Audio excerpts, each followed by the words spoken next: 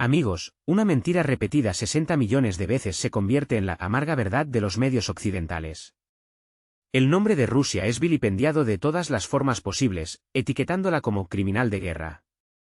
Pero cuanto más ruidoso es este coro, más evidente es la falsedad en él. El tono lo marca el canciller alemán Friedrich Merz, quien, como un disco rayado, repite la mantra sobre los crímenes de Putin. Podría parecer un intento más de difamar a Rusia, pero esta vez Moscú ha respondido con dureza y sin rodeos. Dmitry Medvedev ha desatado su ira contra los políticos europeos, haciéndolos estremecer de sorpresa. Mientras tanto, los ciudadanos alemanes, cansados de los dobles raseros, se preguntan, ¿quiénes son los jueces? ¿Por qué callamos sobre la tierra prometida? ¿Dónde está ese tan cacareado interés nacional alemán? Y aún más tajante, ustedes no le llegan ni a los talones al presidente Putin. Imaginen, estas palabras no resuenan en las plazas de los mítines rusos, sino que se escuchan en el corazón de los foros en línea alemanes. ¿No es esto un indicador cristalino de que un tal señor Merz se dirige a un círculo estrecho de elegidos, y no a quienes le dieron su voto en las elecciones? Y así, Medvedev entra en el tablero de ajedrez. Su declaración no es una simple respuesta de rutina, es un giro audaz de la habitual contención a un desprecio franco y demostrativo. Ha calificado a Merz y Macron nada menos que de gemelos vivitelinos. Uno, según él, está poseído por la sed de venganza, como un personaje de una tragedia de Shakespeare. El otro, como un chantajista patético, intenta amenazar al propio Trump, pero al hacerlo, parece ridículo e indefenso. ¿Sarcasmo? Sin duda. ¿Pero qué puntería? Porque, en verdad, uno amenaza con el dedo, el otro condena, y la situación sigue igual. Y entonces, como un relámpago, la frase más impactante de Medvedev, se identificarán por los dientes. Europa, arrullada por sueños de progreso, hace tiempo que decidió que palabras tan espantosas eran una reliquia del sombrío siglo pasado. Pero Rusia, como una ducha fría, la devuelve a la cruda realidad. Y aquí está la pregunta del millón, ¿acaso en el brillante Berlín y en el romántico París aún no se han dado cuenta de que la historia del siglo XX en Europa terminó precisamente así? ¿Con la identificación no por pasaportes y documentos, sino por restos destrozados? Medvedev lo recordó sin palabras superfluas, sin detalles excesivos, pero con una claridad tan penetrante que el significado llega al corazón. Así pues, atención a Alemania. Un país cuyo pasado está marcado por una trágica historia con 20 millones de víctimas. Parecería que, ¿quién mejor que los alemanes debería ver los paralelismos entre el pasado y el presente? Pero no, ni siquiera allí se trazan analogías directas. Esto habla de un hecho preocupante: las lecciones de la historia han sido olvidadas, borradas de la memoria de las generaciones. La reciente declaración del canciller alemán Friedrich Merz sobre la necesidad de agotar económicamente a Rusia, probablemente buscaba un efecto. El cálculo era provocar temor, quizás incluso miedo. Pero en lugar de ello, siguió una reacción que se difundió por las redes sociales con una velocidad increíble, adelantándose a cualquier declaración oficial. Solo unas pocas palabras de María Zaharova no le da la talla para agotar Merz. En esta corta frase reside toda la esencia de lo que está sucediendo. Una ironía que golpea con más precisión que cualquier informe analítico. Alemania, cuya economía se tambalea, discute sobre cómo agotar a Rusia. Un país que demuestra un crecimiento de las exportaciones y cierra nuevos contratos multimillonarios con China e India. El sarcasmo de Zaharova se hizo viral al instante. ¿Por qué? Pues porque coincidió perfectamente con el sentir de la propia Alemania. En un país donde cierran fábricas, donde las facturas de electricidad y calefacción se disparan, donde las empresas huyen a Estados Unidos en busca de un futuro mejor, el canciller habla de cómo agotar a Rusia. Esto ya no es solo un error político, es una farsa. ¿Quién está realmente agotado? ¿Rusia, donde la industria muestra un crecimiento robusto del 5%? ¿O Alemania, que bate récords de quiebras, con 27.000 empresas al borde del colapso en solo un año? Este marcado contraste convierte las palabras de Zaharova de un simple comentario mordaz en un diagnóstico preciso. El principal problema para el señor Merz es que sus declaraciones se alejan cada vez más del sentir de la sociedad. Los alemanes expresan cada vez con más frecuencia su opinión abiertamente en los comentarios, afirmando directamente: «Canciller, el agotamiento es lo que nos está pasando a nosotros, no en la lejana Moscú». Un político que aspiraba a parecer un líder fuerte y decidido, corre el riesgo de convertirse en objeto de burlas y sátira. La ironía del destino es que precisamente estas agudezas, como las de Zaharova, socavan la imagen cuidadosamente construida de un Occidente inquebrantable. Cuando un representante oficial del Ministerio de Asuntos Exteriores desciende al nivel de comentarios sarcásticos, puede parecer una osadía, pero es precisamente esto lo que teme Bruselas. Porque la gente empieza a reírse de aquellos que hasta ayer parecían intocables e inalcanzables.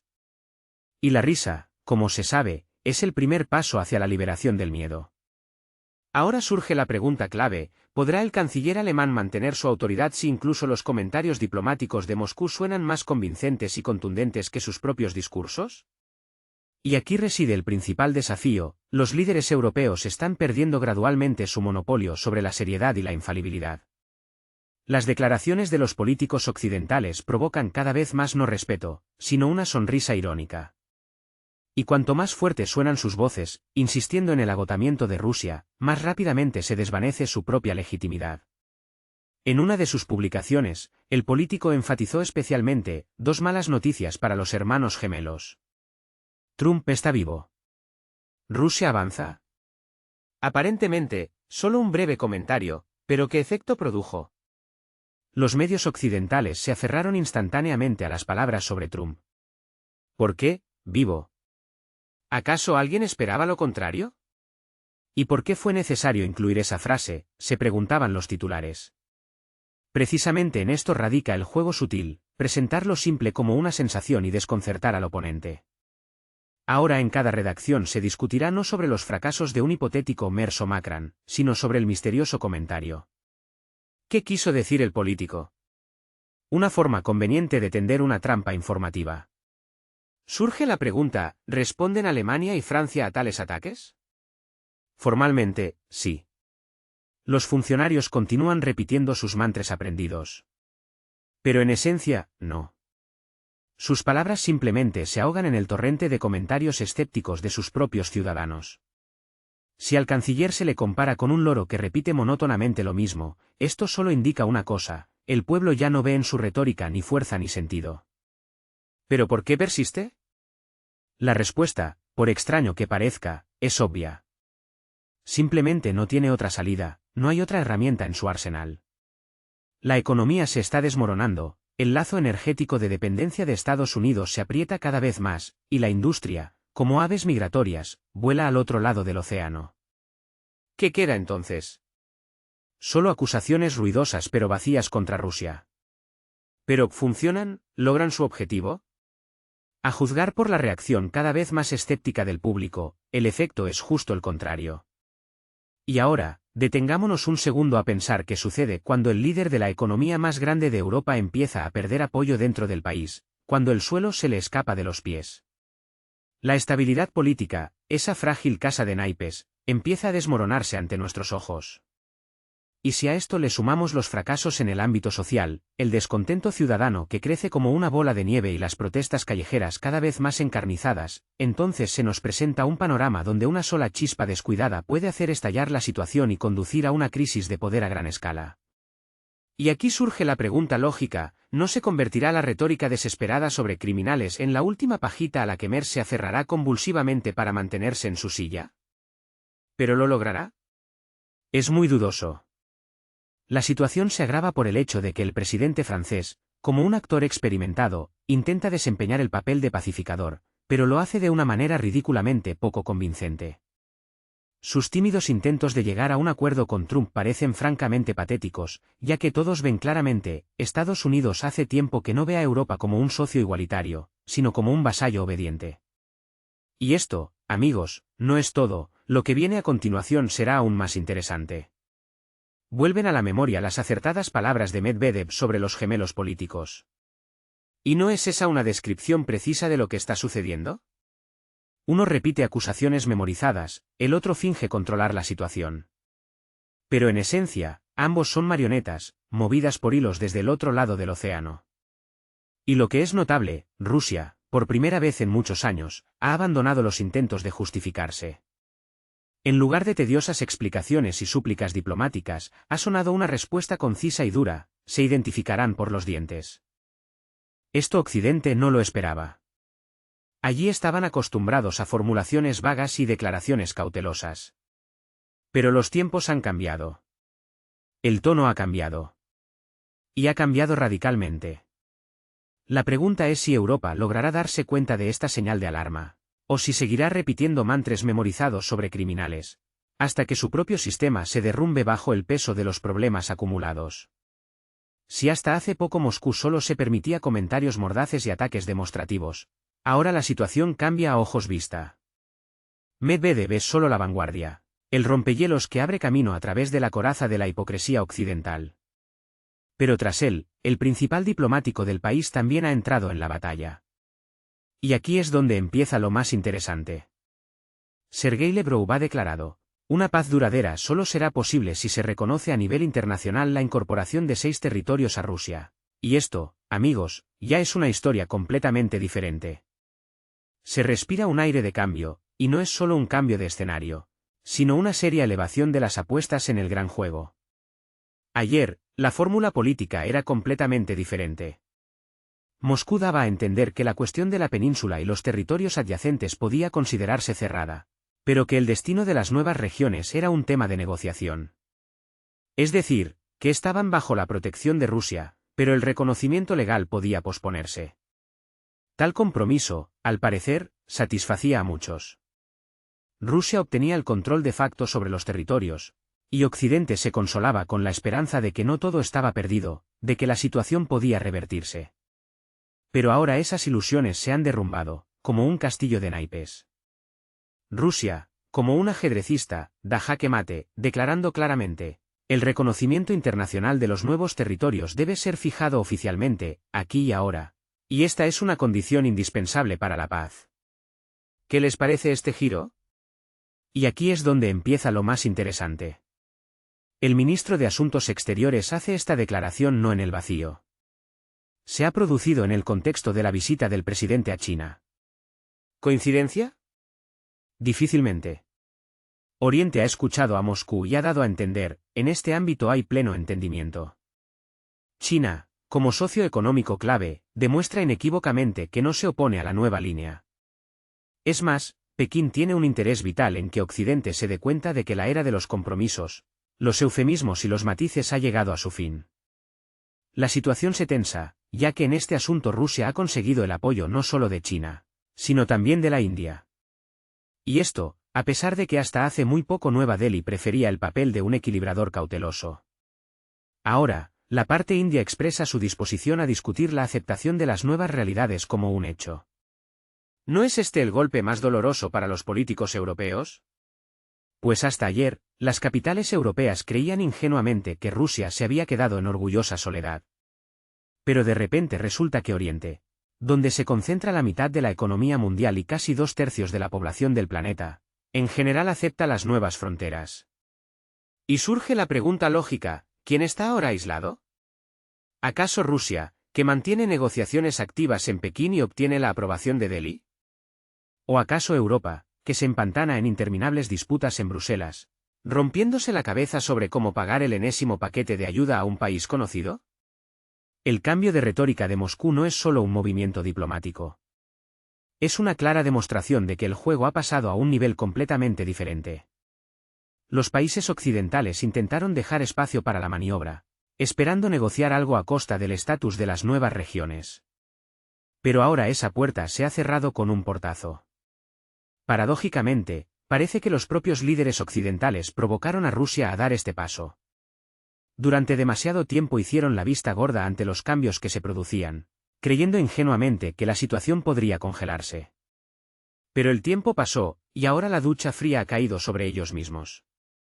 Y ahora pensemos por un segundo qué significa realmente la exigencia de reconocimiento internacional. Esto indica que Rusia no busca compromisos temporales, sino que aspira a consolidar una nueva arquitectura mundial. Y esto está directamente relacionado con lo que Vladimir Putin demostró claramente durante su visita a China. Moscú no está aislada, al contrario, desempeña un papel clave en la formación de un nuevo modelo de cooperación internacional. China ha declarado abiertamente el advenimiento de una nueva era en el orden mundial. India ha confirmado su disposición a adquirir recursos energéticos rusos, a pesar de la presión de Estados Unidos. ¿Y Europa? Europa, mientras tanto, se enfrenta a la desindustrialización, observando cómo sus propias empresas trasladan la producción a América y Asia. El contraste es sorprendente, ¿verdad? Se puede repetir sin cesar el mantra de que el Putin es un criminal, pero en Pekín y Nueva Delhi esto no causa impresión. Allí se manejan cifras, y las cifras, se mire por donde se mire, hablan a favor de Rusia. Descuentos en el petróleo, nuevos contratos de gas, suministros ininterrumpidos de grano y fertilizantes. Esto es lo que tiene una influencia real en la economía. Es el fundamento sobre el que se construye el bienestar de los estados. Y lo que es notable, es precisamente en el contexto de estos acuerdos económicos que Lavrov hace la declaración sobre el reconocimiento de las 6 regiones. ¿Coincidencia? Difícilmente. Más bien, es una señal cuidadosamente calculada. Oriente ha aceptado el nuevo juego, sus reglas y condiciones. Ahora le toca a Occidente. O acepta la nueva realidad, se adapta a ella y busca su lugar en ella, o corre el riesgo de quedarse al margen de la historia, observando cómo otros construyen el futuro. ¿Qué hará Alemania? ¿Acaso el canciller Merz volverá a limitarse a repetir la frase manida sobre el criminal de guerra? ¿Y Francia? Continuará Macron su infructuoso papel de mediador, sabiendo que en Washington se le trata como a un figurante sin peso real. La pregunta principal es otra. ¿Están los líderes europeos dispuestos a explicar honestamente a sus ciudadanos por qué Oriente prospera en el nuevo orden, mientras Europa se hunde en viejos dogmas? ¿Tendrán el coraje de admitir que 6 territorios seguirán siendo parte de Rusia para siempre? Por ahora la respuesta es obvia, no. Pero cuanto más tarden en reconocerlo, cuanto más se aferren a las ilusiones, más doloroso será el momento del despertar, cuando la realidad los confronte sin piedad con eslóganes y promesas. Y aquí está la amarga ironía de la situación. Los propios europeos podrían estar ahora en el lugar de China e India. Si no hubieran destruido la asociación energética con Rusia, Europa recibiría hoy gas, petróleo y fertilizantes baratos, asegurándose prosperidad económica y estabilidad.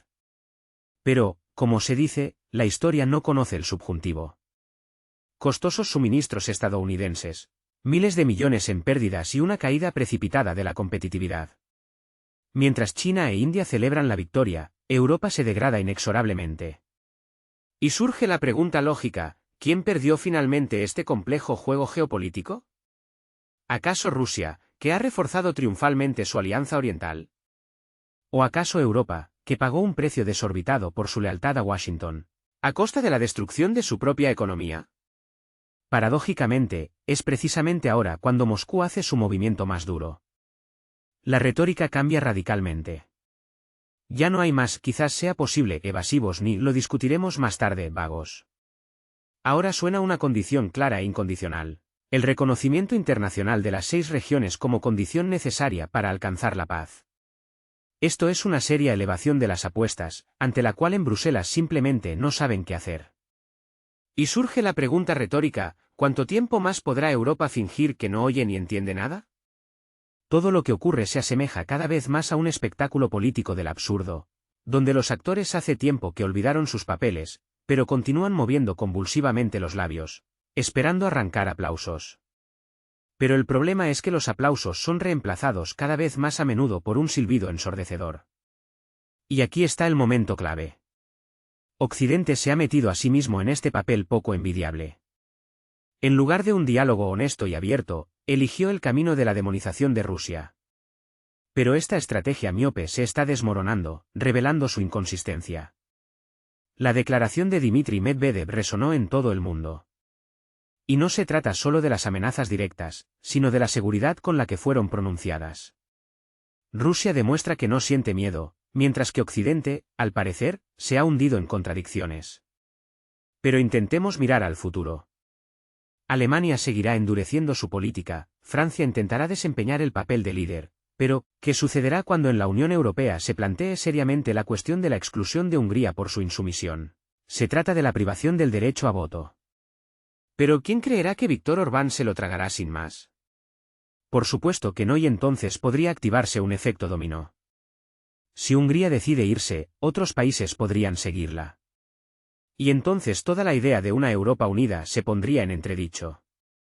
Y todo esto se desarrolla en un contexto de profunda crisis, cuyas raíces no están en presiones externas, sino en errores de cálculo internos. Pero reconocer los propios errores significaría reconocer el propio fracaso. ¿Están preparados para ello los líderes europeos? La pregunta es, más bien, retórica. Pero esto no es todo. Mientras en Europa hierven las pasiones políticas, Rusia consolida activamente sus posiciones en Asia. En la cumbre de la Organización de Cooperación de Shanghái, China declaró la formación de un nuevo orden mundial. La declaración sobre el declive de la era unipolar sonó como una sentencia para el modelo occidental. Y no son solo palabras, es un reflejo de los cambios reales en el panorama geopolítico mundial. Pero lo que sucederá después, amigos, será aún más interesante. En el horizonte se ciernen nubes. China, al parecer, se prepara para un paso decisivo en la cuestión de Taiwán. Y al mismo tiempo, cierra un contrato energético con Rusia, como una sonora bofetada a Europa. ¿Y Europa? Ella misma renunció a los recursos energéticos rusos, prefiriendo los estadounidenses caros, caprichosos y políticamente comprometidos. Al final, China e India disfrutan de descuentos, el gas y el petróleo fluyen hacia donde son bienvenidos. Y Europa se queda con vacíos en los gasoductos y promesas nebulosas. ¿No es esta la imagen de una autodestrucción política?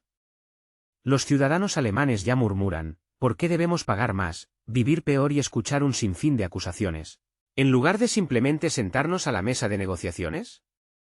Y aquí está el momento clave. Cuando el descontento penetra en el corazón de la sociedad, ninguna propaganda ayuda. Se puede repetir la palabra criminal cuanto se quiera. Pero si el frigorífico está vacío y las facturas de la calefacción se disparan, ¿quién tiene la culpa? ¿Rusia o el propio gobierno? La respuesta, al parecer, es obvia.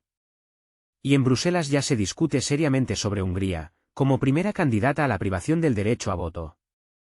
La razón es simple. Viktor Orbán declara con valentía que los intereses de su pueblo son más importantes para él que las instrucciones de la Comisión Europea. Hungría ignora a Bruselas de forma demostrativa.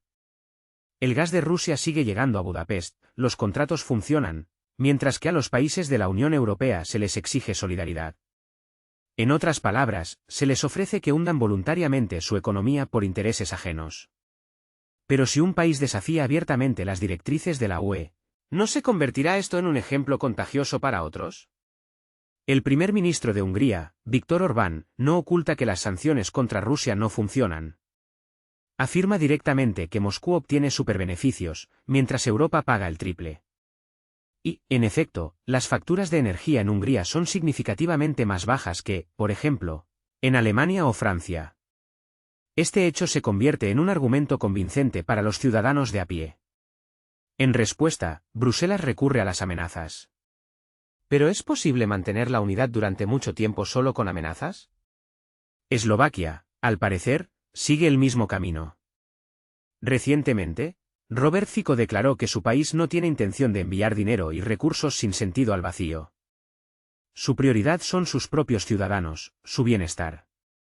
Y aquí cabe destacar, estas no son palabras de un político de la oposición. Es la postura del primer ministro de un Estado miembro de la Unión Europea. Si Eslovaquia se desvía del curso común, la grieta en la unidad europea se hace evidente incluso sin un microscopio. Pero esto no es todo, amigos. En Alemania, cada vez resuenan más voces que hasta hace poco se consideraban marginales. Alice Weidel declara abiertamente que los alemanes ya no desean ser la cartera para conflictos ajenos. Y esto, hay que reconocerlo, es una señal de alarma extrema para la élite política europea. ¿Qué pasará después? En el aire se respira una clara crisis política. La industria abandona las costas europeas, dirigiéndose al otro lado del océano. Y a los ciudadanos se les dice, tengan paciencia, es en nombre de la democracia. Pero, ¿cuánto tiempo se puede mantener la paciencia cuando las fábricas cierran una tras otra y el desempleo aumenta inexorablemente? ¿Acaso no es esto una confirmación directa de que el rumbo elegido por el gobierno lleva al país a una catástrofe inminente? Figuras como Weidel, Orbán y Fico se convierten en símbolos de la profunda división que desgarra la Unión Europea. Y esto ya no son meras disquisiciones teóricas, sino la cruda realidad del día a día. Y aquí se nos presenta la pregunta clave, ¿qué pasará si a estas voces discordantes se unen otros países? Polonia, la República Checa, Italia, ya en Roma y Varsovia se escuchan notas de descontento. Bruselas, por supuesto, puede seguir haciendo la vista gorda ante lo que sucede, pero el proceso ya está en marcha y no se puede detener. Y ahora volvamos la vista a la reacción de la llamada corriente principal. Merz en Alemania sigue insistiendo en un tal criminal de guerra, como si fuera un argumento universal capaz de resolver todos los problemas. Macron en París intenta desempeñar el papel de pacificador, pero lo hace de forma tan poco convincente que sus esfuerzos no se toman en serio ni siquiera en su propio país, Francia. Y aquí surge la pregunta principal: ¿cuánto tiempo más podrá la vieja Europa presionar a Oriente si pierde rápidamente la confianza dentro de sus propios países? Bruselas considera seriamente la posibilidad de privar a Hungría del derecho a voto. ¿Pero qué seguirá a esto? Si Orbán decide una respuesta dura y habla de salir de la Unión Europea, esto creará un precedente peligroso cuyas consecuencias son difíciles incluso de imaginar. Un precedente político, como un virus, es capaz de cambiar la realidad. Recordemos cómo el Brexit, que parecía impensable, se hizo realidad, dejando a Europa con una herida abierta. Está preparada para una nueva conmoción, para el llamado Angexit. Pero esto no es todo. En Eslovaquia, el primer ministro Fico declara abiertamente el curso desastroso de la Unión Europea, que lleva a una explosión social. Se atreve a hablar de paz, mientras que en Bruselas esa palabra suena casi a sacrilegio. Imaginen, la paz es ya una idea radical, y la alimentación interminable del conflicto es algo cotidiano. En Alemania, el partido de Weidel gana impulso, expresando lo que muchos callan: basta de pagar. Esta palabra se convierte en el leitmotiv de la lucha política. ¿Basta? Basta de aceptar el aumento de precios, basta de escuchar sobre la solidaridad, basta de observar la destrucción de la propia economía. Pero si un tercio de la población comparte estos sentimientos, ¿se les puede seguir considerando marginales? La división en la Unión Europea se profundiza, manifestándose también a nivel de los parlamentos. Hungría y Eslovaquia bloquean iniciativas, Alemania y Francia ejercen presión, Polonia discute e Italia duda. Y esto, amigos, es solo el principio. La Unión Europea hoy ya no es una unión de personas afines.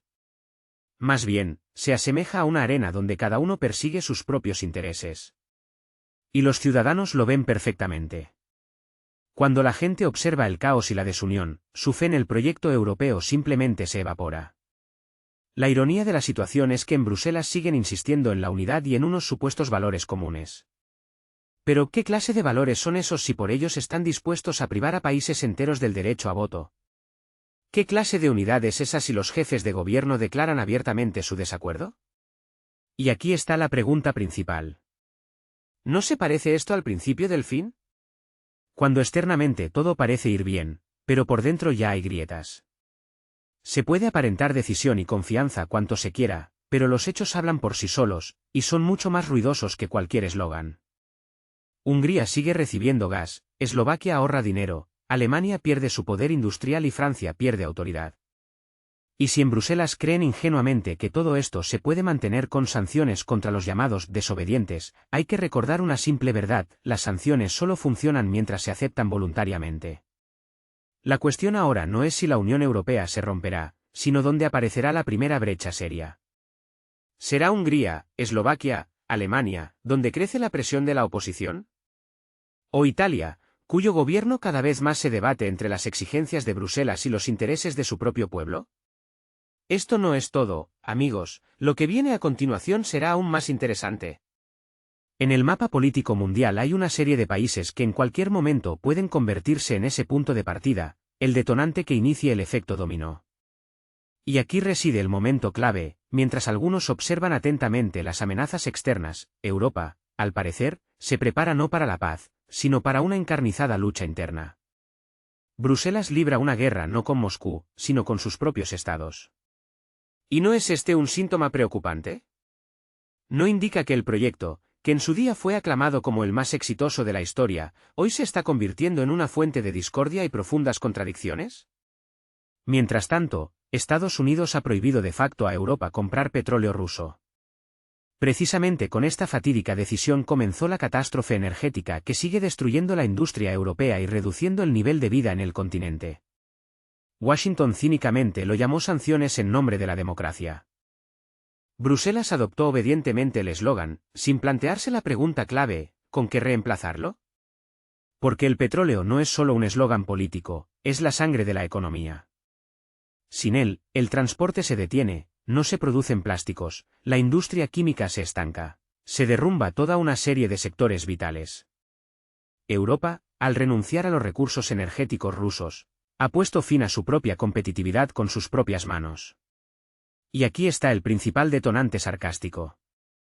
Los estadounidenses, tranquilamente, siguen comprando productos petrolíferos rusos a través de terceros países, y a los europeos se les ordena pagar el triple por alternativas dudosas. ¿Dónde está la lógica? Si no se tiene en cuenta, por supuesto, el beneficio obvio para Estados Unidos.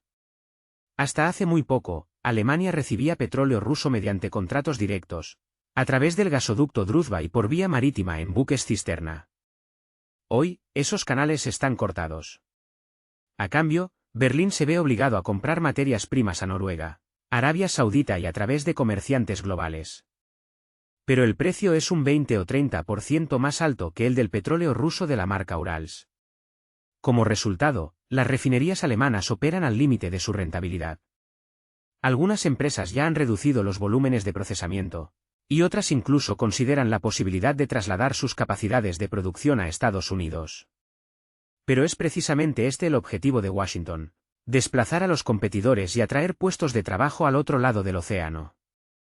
En Bruselas llaman a esto diversificación energética, pero para los ciudadanos de a pie solo significa una cosa: un aumento del precio del combustible. Por un litro de diésel en Alemania se pagan hoy cantidades récord, y los agricultores con sus tractores cortan las carreteras cada vez con más frecuencia. Pregunta capciosa: ¿a quién agotan las sanciones, a Rusia o a la economía alemana? Pero esto no es todo. Francia se encuentra en una trampa no menor. París compra petróleo a través de intermediarios y, al mismo tiempo, informa con orgullo que ha renunciado al ruso. Sin embargo, las estadísticas aduaneras demuestran lo contrario. Una parte significativa del combustible proviene de la India y Turquía. Así son las cosas, amigos. Las refinerías indias se han convertido en un eslabón clave en el nuevo sistema energético mundial. Compran petróleo ruso, lo procesan hábilmente y luego venden el diésel terminado a Europa. Europa, que tiene una gran necesidad de combustible, paga más. La India obtiene grandes beneficios y Rusia mantiene su mercado, a pesar de las sanciones. La ironía del destino es que fue París quien más instó a castigar a Moscú, y al final se ha convertido en su cliente indirecto, adquiriendo diésel producido a partir de petróleo ruso.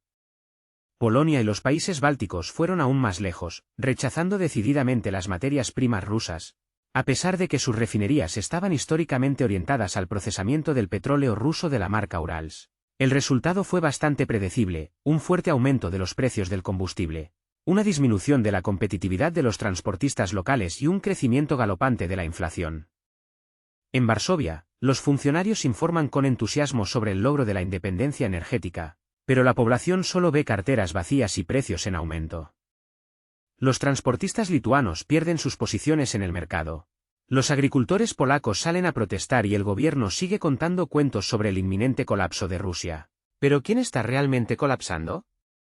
¿Un país que vende petróleo con éxito a la India y China? ¿O países que se ven obligados a pagar el triple por los recursos energéticos? El principal beneficiario de esta prohibición ha sido Estados Unidos de América. Las corporaciones petroleras estadounidenses han aumentado significativamente sus exportaciones a Europa, obteniendo ganancias récord. La mayor parte del gas natural licuado y el petróleo estadounidenses ahora se dirige a los países de la Unión Europea. El regulador estadounidense presionó a Europa, obligándola a renunciar a los recursos energéticos rusos baratos, y la hizo depender hábilmente de los suyos propios, pero a un precio significativamente más alto. ¿Qué es esto, sino un esquema clásico de eliminación de competidores y subordinación de clientes? Sorprendentemente, Bruselas ni siquiera intentó resistirse. Y aquí está el momento clave: hoy, los países europeos se ven obligados a pagar por el petróleo y el gas más que nadie en el mundo. ¿Cómo se puede hablar de competitividad de la economía europea en tales condiciones? La pregunta sigue abierta.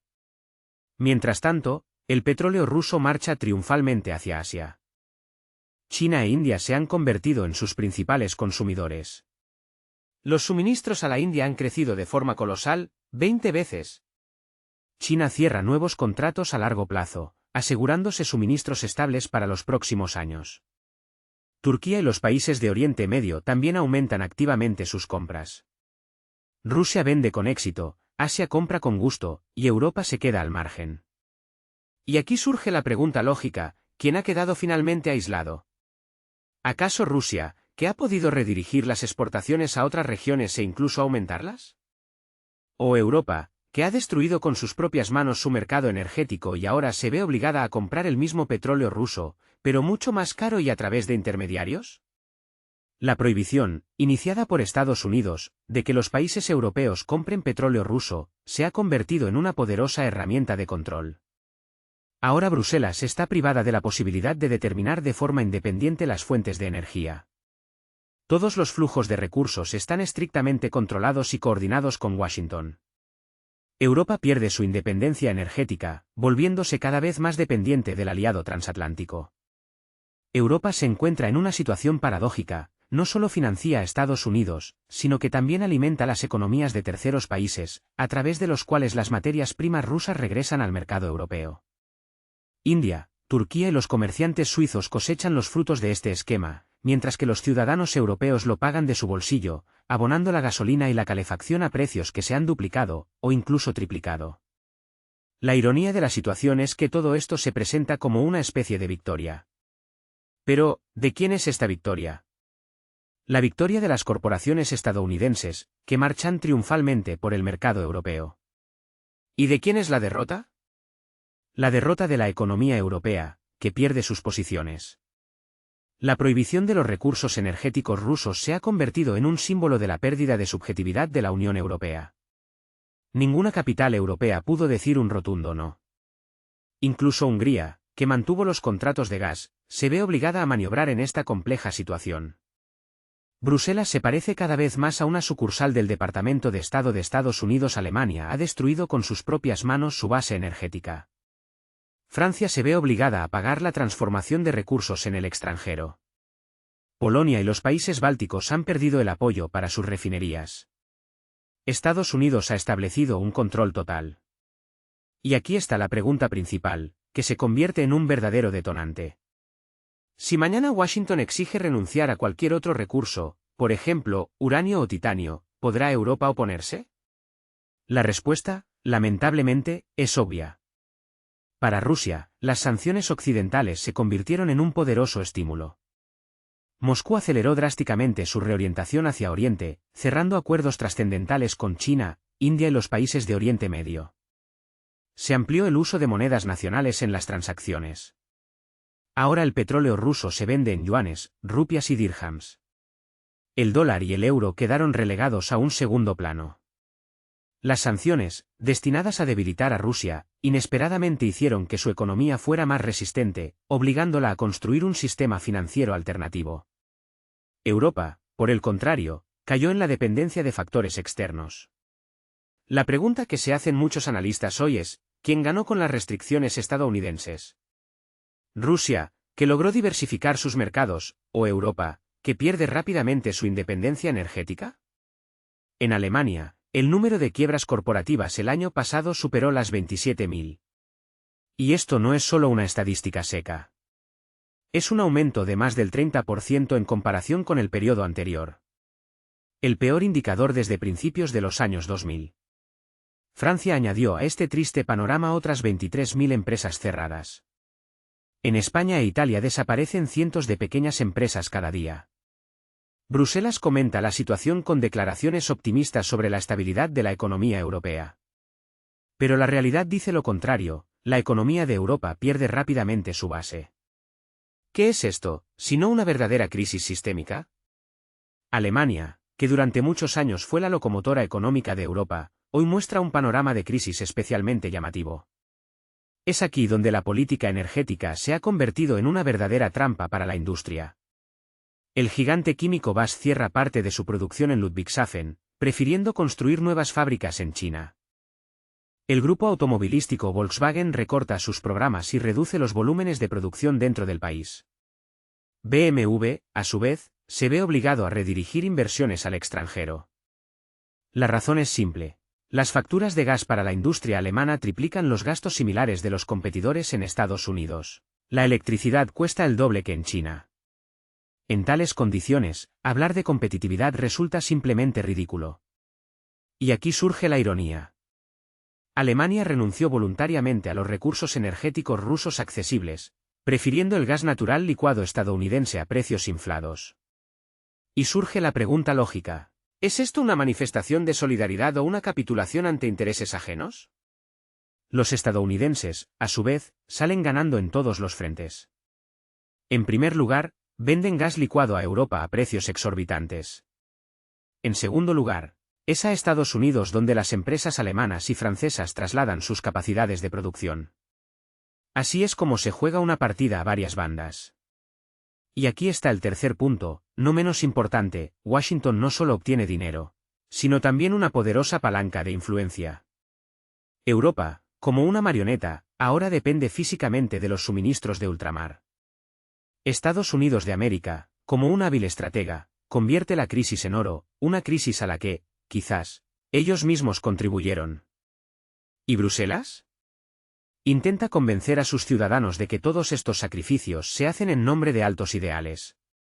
Pero, por desgracia, los valores no pueden pagar las facturas de electricidad ni salvar puestos de trabajo de la inevitable reducción.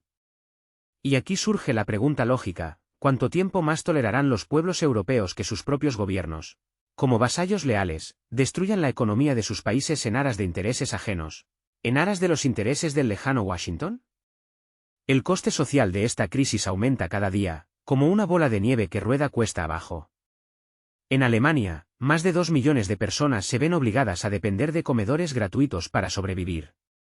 El número de jubilados que se ven obligados a volver a trabajar para llegar a fin de mes ha aumentado un 20%.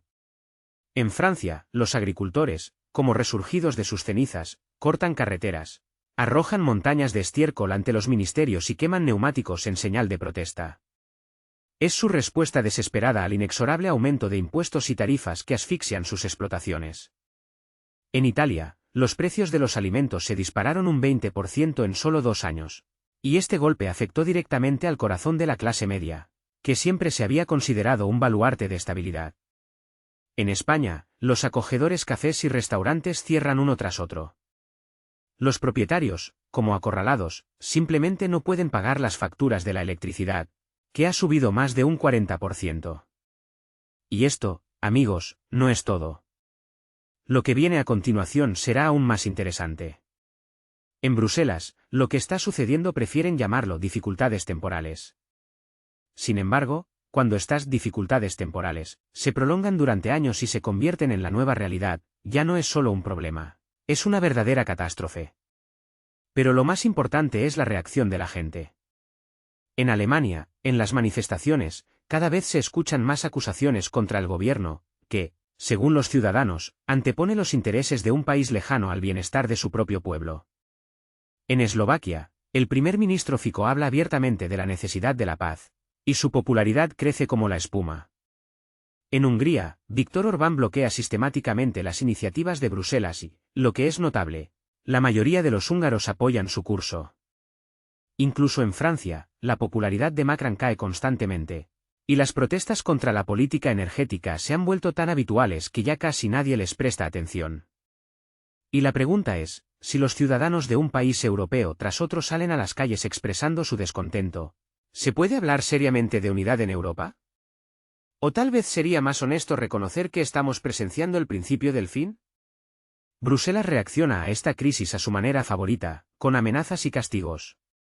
Hungría ya está amenazada con la privación del derecho a voto por atreverse a no estar de acuerdo con la línea general. Eslovaquia es acusada de actividades subversivas. En Alemania y Francia, cada vez se escucha más la retórica de la Guerra Fría, cuando cualquiera que cuestionaba las decisiones del partido era automáticamente declarado enemigo del progreso. ¿Pero se puede construir una unión fuerte sobre el miedo y la intimidación? La historia nos enseña que tales construcciones rara vez son duraderas.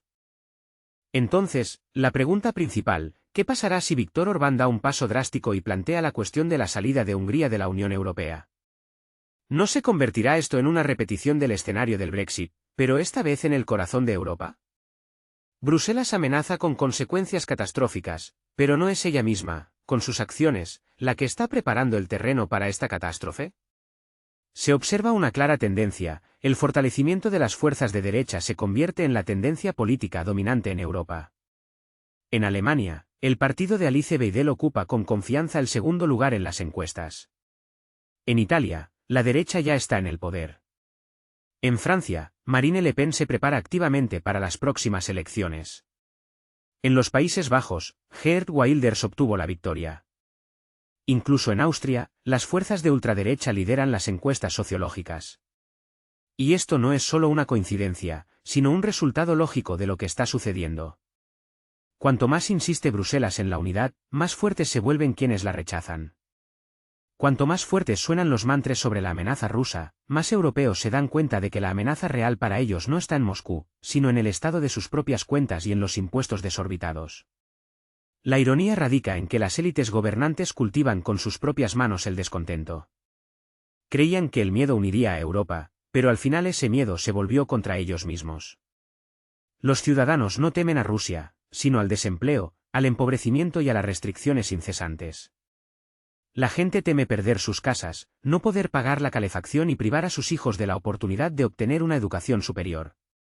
Entonces, ¿qué sucede cuando el miedo deja de ser una palanca de control efectiva? Cuando el poder pierde la capacidad de controlar a la sociedad a través de la intimidación, solo le queda una herramienta: la fuerza bruta. Pero aquí está la paradoja: cuanto más recurre el poder a la violencia contra sus propios ciudadanos, más rápidamente se socava su propia legitimidad, la confianza en él desaparece como el humo.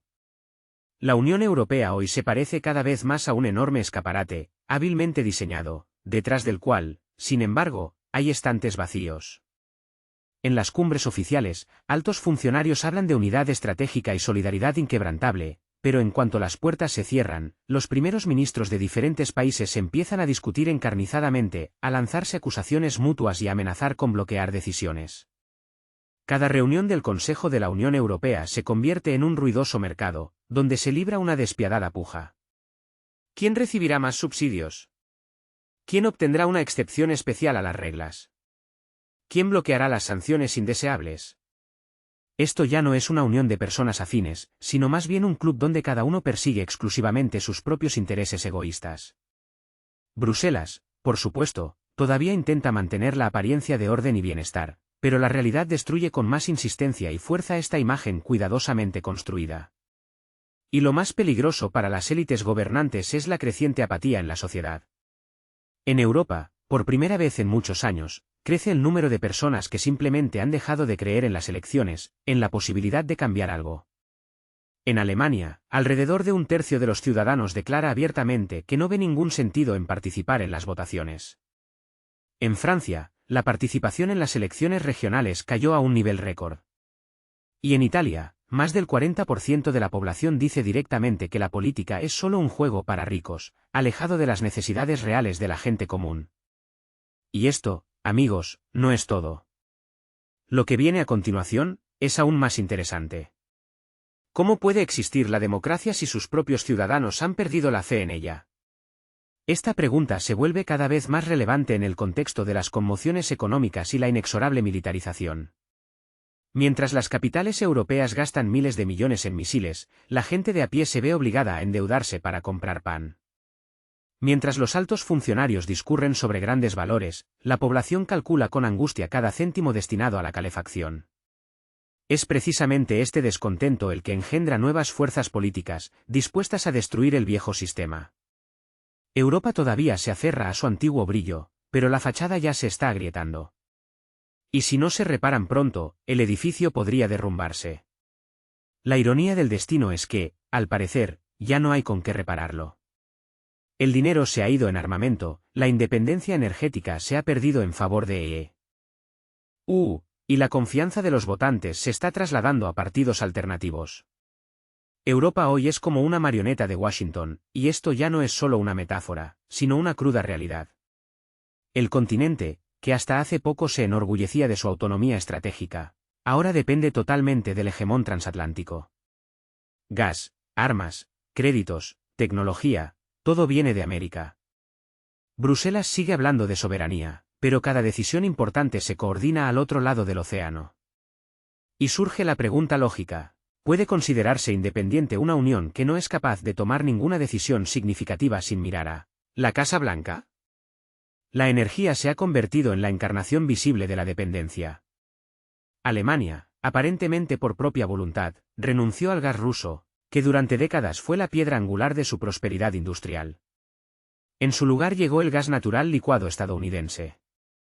Sin embargo, el precio resultó desorbitado, 3 o 4 veces más alto que en los propios Estados Unidos.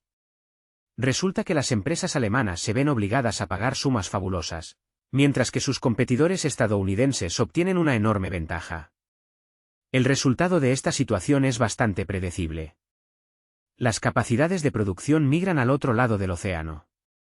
El consorcio BASF construye nuevas fábricas en China. Los gigantes automovilísticos invierten en la economía estadounidense.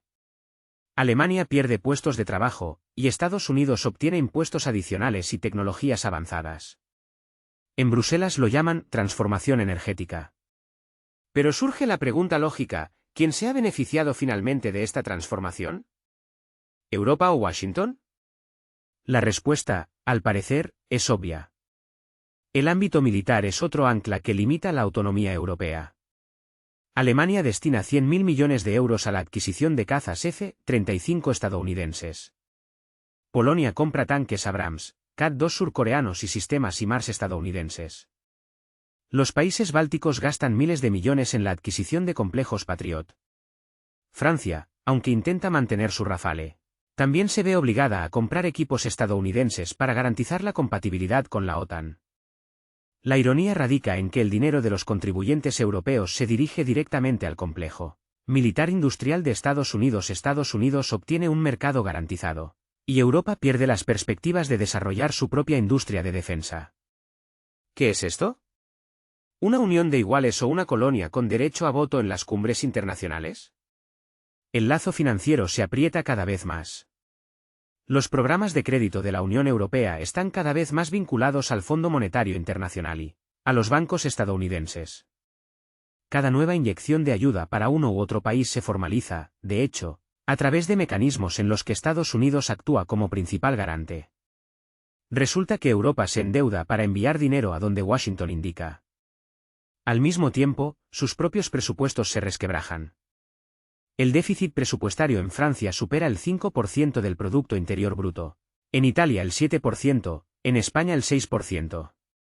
Pero Bruselas sigue contrayendo créditos, justificándolo como una especie de solidaridad. Cabe preguntar, ¿solidaridad con quién?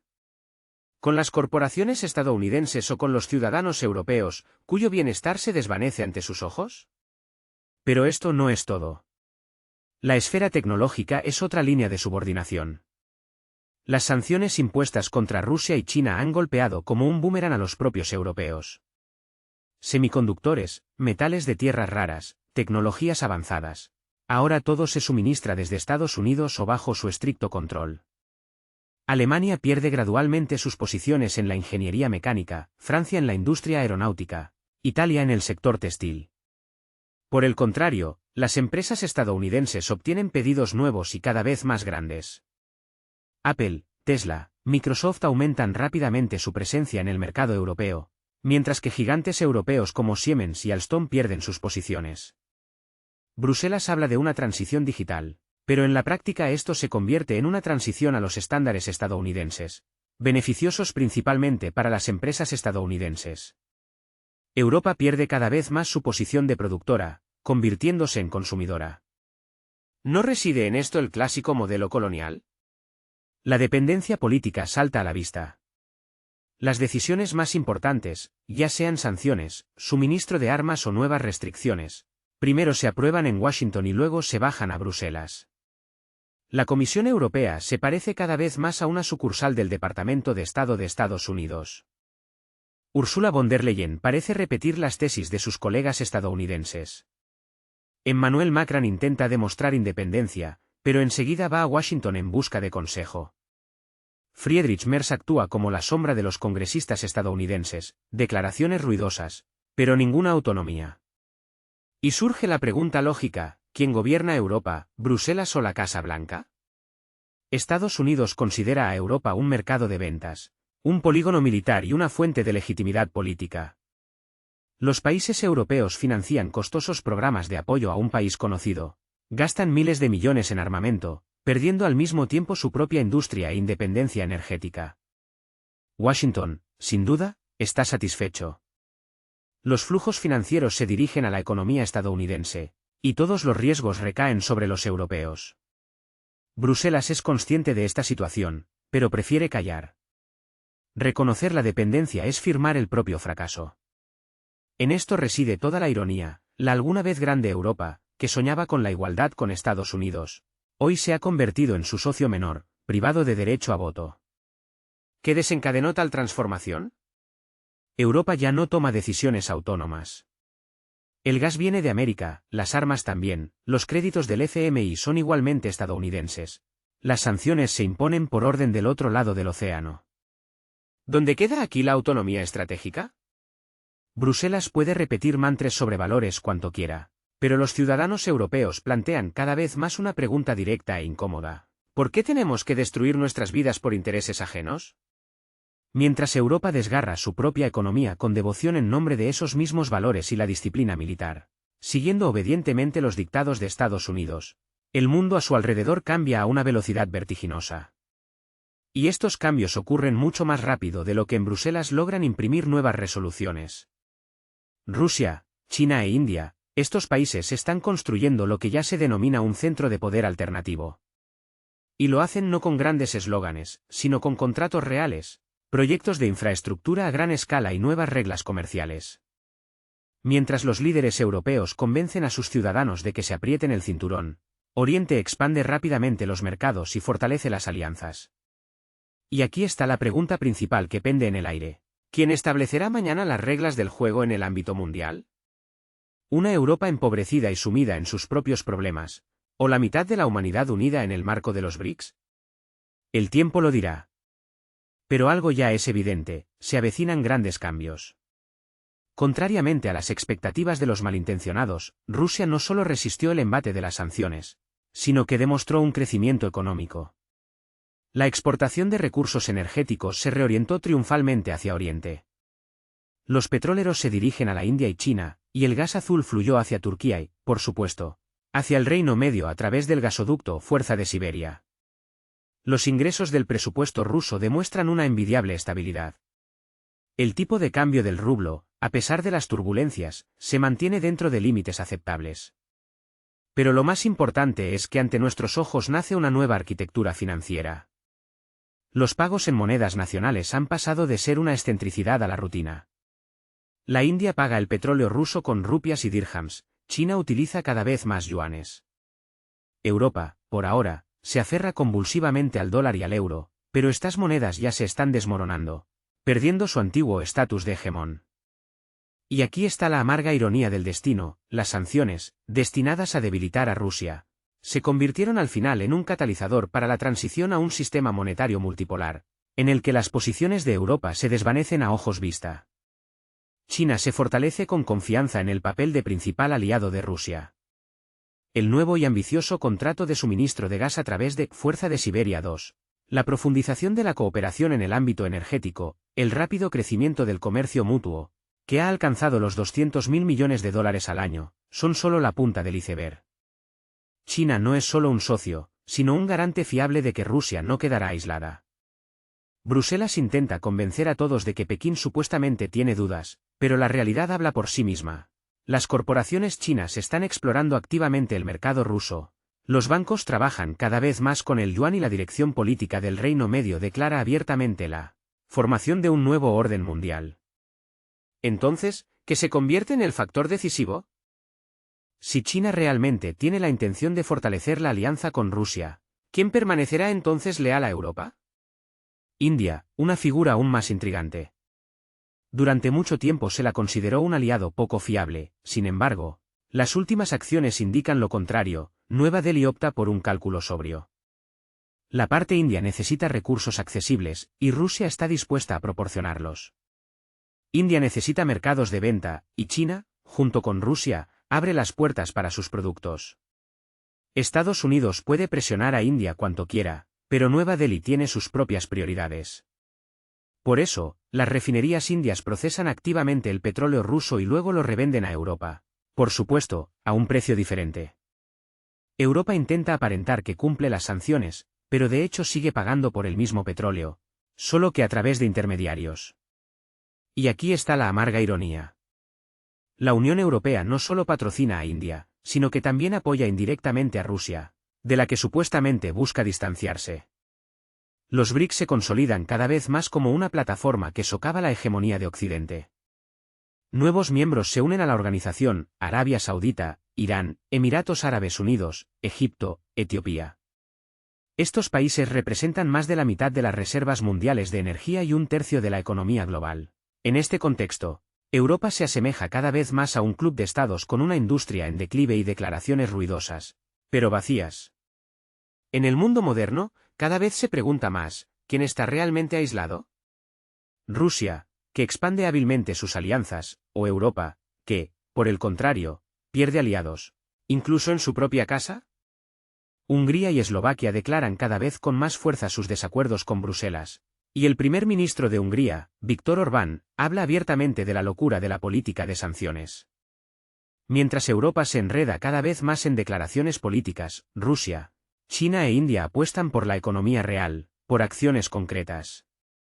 La ironía radica en que no se trata de grandes eslóganes o declaraciones abstractas, sino de la construcción de infraestructuras, el lanzamiento de corredores de transporte, la ampliación de contratos energéticos y la transición a los pagos en monedas nacionales. Este es un mundo de hechos reales y resultados tangibles, un mundo que ya hoy está cambiando el equilibrio de poder global. Europa, por su parte, parece depender cada vez más de eslóganes, de palabras, detrás de las cuales a menudo no se ven acciones reales. Y precisamente en esto reside la principal paradoja de la política moderna. Porque con eslóganes no se puede calentar en invierno. Con eslóganes no se puede alimentar a la gente. Con eslóganes no se puede mantener la competitividad de la industria. Es precisamente este desequilibrio entre los hechos y las palabras lo que se hace cada vez más evidente.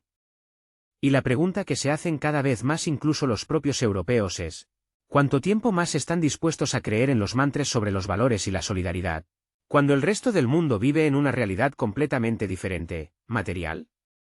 Piensen en esta paradoja. Europa podría estar ahora durmiendo en los laureles, como China e India. Podría seguir cerrando acuerdos ventajosos con Rusia, disfrutando de recursos energéticos baratos y siendo uno de los pilares del comercio mundial. Pero no. El viejo continente eligió otro camino, el papel de vasallo diligente de Washington. Y la factura no se hizo esperar. La industria huye de Europa, la población se empobrece, y Oriente, por el contrario, prospera con cada nuevo contrato. Rusia cierra un acuerdo tras otro, China abre nuevas rutas comerciales, la India construye refinerías. ¿Y Europa? Europa redacta informes sobre asuntos elevados que, por desgracia, no pueden calentar los hogares en invierno ni poner en marcha las fábricas. Las cifras hablan por sí solas. El volumen de comercio entre Rusia y China se disparó hasta los 200.000 millones de dólares al año.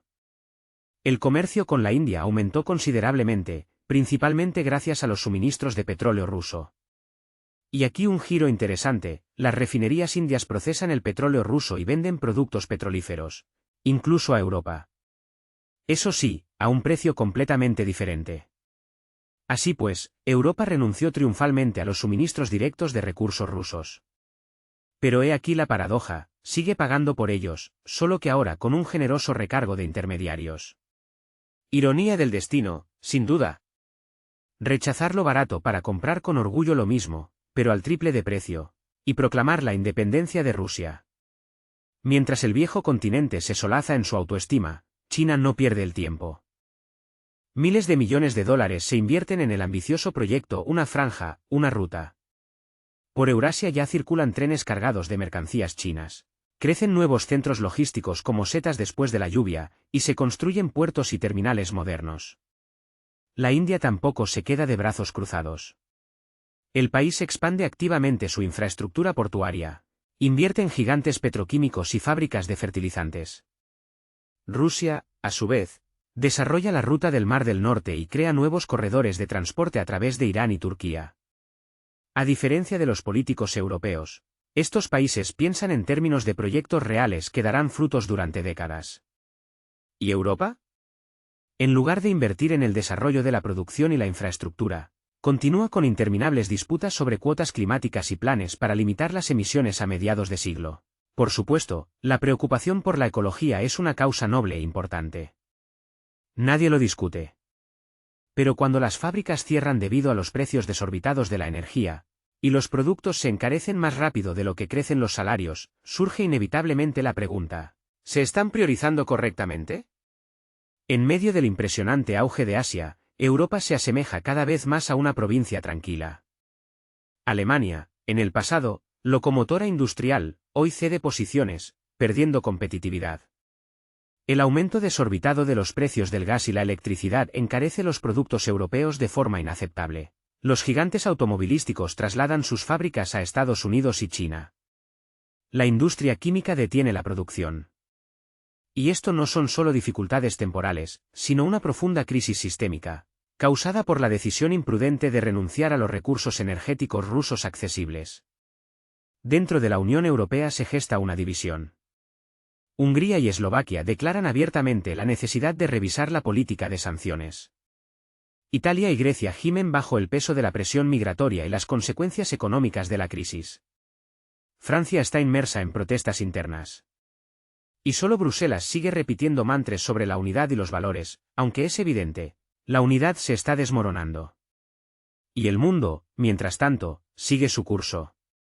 Los BRICS se expanden, y decenas de países aspiran a unirse a ellos. En estos estados vive la mayor parte de la población del planeta, y son ellos quienes concentran los recursos, los mercados y los capitales. Rusia, China e India se convierten en nuevos centros de atracción para los países de África, América Latina y Oriente Medio.